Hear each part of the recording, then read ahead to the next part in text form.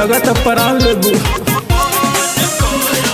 लड़की हम की रसगुल्ला ये दादा, देखिए के अभी से हो गई यादा। सट जन भिरिया के जीवा हो रता, सट जन भिरिया के जीवा हो रता।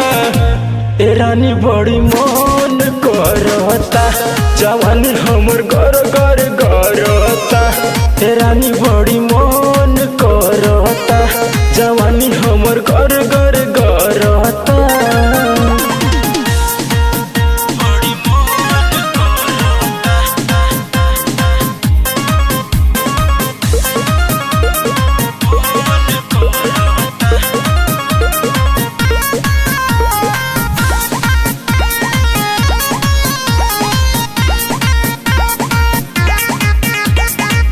जना तनी बार बार सपना में आईबू, रतियों में रात भाजा गायबू।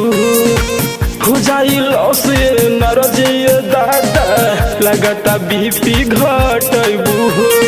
मुआये के मान मुका हो। जना तनी बार बार सपना में आईबू, रतियों में रात भाजा गायबू। हो जाई लॉस ये नरजिए दादा, लगता बीपी घटैबू।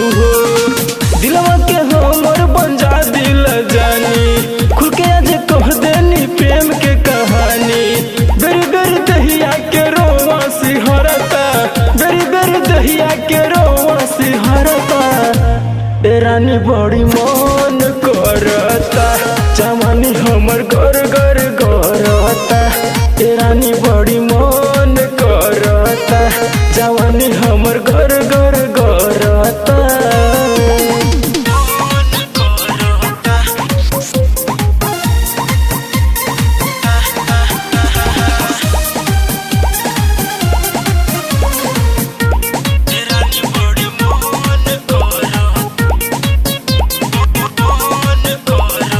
गिरजा मोहित कहे गरबा लगाव, अभियो से यार थी ठंडा बहू। फ्यूज न उड़े दए हमर बुचिया, जल्दी से तू ही से रबहू।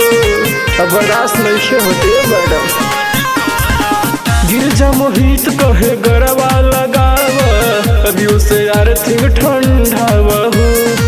फ्यूज न उड़े दए हमर बुचिया, जल्दी से तू ही से रबहू। लिची कहे कि अनारा ये दादा, फल दया पन चलो दी दरवाजा। कितना बकैबू करे जवा फफरता, कितना बकैबू करे जवा फफरता। ए रानी बड़ी मन करता, जवानी हमर घर घर करता। ए रानी बड़ी मन करता, जवानी हमर घर घर करता। अब छोड़ब ना, आज होखी देखल जाए।